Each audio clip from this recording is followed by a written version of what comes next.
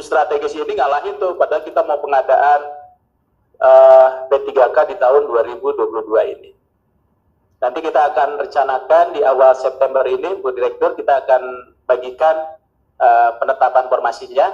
Mudah-mudahan di minggu 3-4 itu pendaftaran sudah bisa dilakukan. Jadi mohon supaya bisa teman-teman mempersiapkan. Jadi kami sekarang sedang memfinalkan untuk keputusan penetapannya.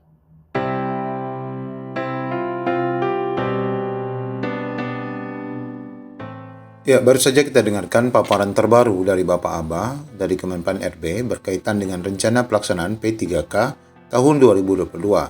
Ya, setelah adanya pelantikan daripada Menpan RB yang terbaru, yakni Bapak Azwar Anas, semoga saja nanti kebijakan yang diambil oleh Menpan RB yang baru ini akan memberikan dampak positif bagi proses pengangkatan ASN P3K. Nah, dari paparan Pak Aba tadi, kita ketahui bahwa jadwal yang disetting oleh Pan RB itu masih belum berubah ya Bapak Ibu. Ini masih sekitar bulan September, yakni minggu ketiga dan keempat September. Bahkan di awal September, harusnya sekarang ini sudah akan mulai ya dibagikan penentuan formasinya. Nah, pada saat minggu ketiga, minggu keempat yang dikatakan dibuka pendaftaran seleksi CASN itu, tidak langsung tentu saja Bapak Ibu, tidak langsung namun bertahap. Kita akan lihat nanti tahapan-tahapannya itu tentu saja nanti bermula dari perencanaan. Perencanaan inilah yang disusun oleh Pan RB selaku penanggung jawab dari pengadaan ASN fungsional guru tentunya. Kemudian, tadi disebutkan pembukaan lowongan. Nah, di sini nanti akan dibuka lowongan dulu, formasi apa saja dari pengajuan formasi yang sudah dilaksanakan ataupun yang sudah diajukan oleh Pemda sampai dengan raker yang sudah dilaksanakan beberapa tempat itu sampai sudah final kemarin itu berapa banyak.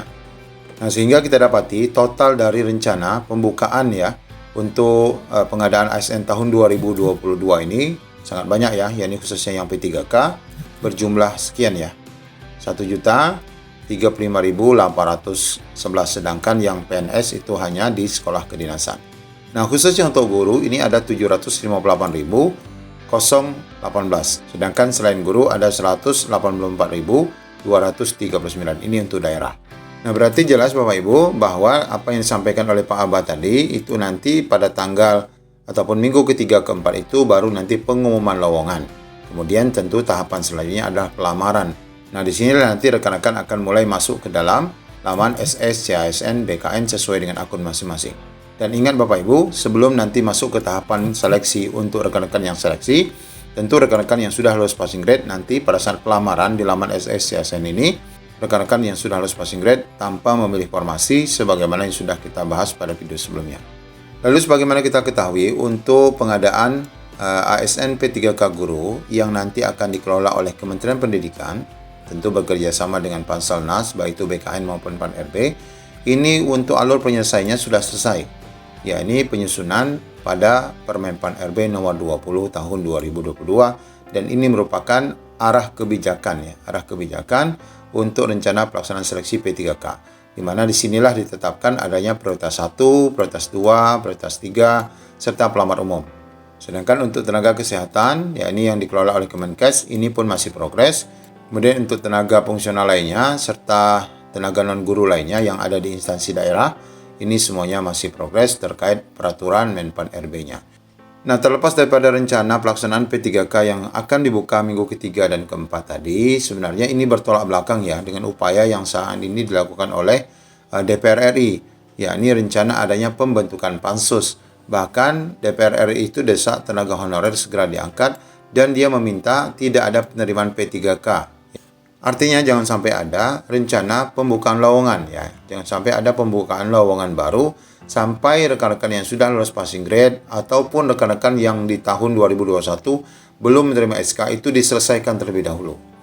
Jadi Bapak Ibu, pansus yang direncanakan oleh DPR RI yang bersama beberapa lintas komisi ini merencanakan sebenarnya bukan penundaan ASN untuk rekan-rekan yang passing grade, tetapi rencana untuk perekrutan ya. Perekrutan ASN ataupun P3K baru, itu yang dimaksud.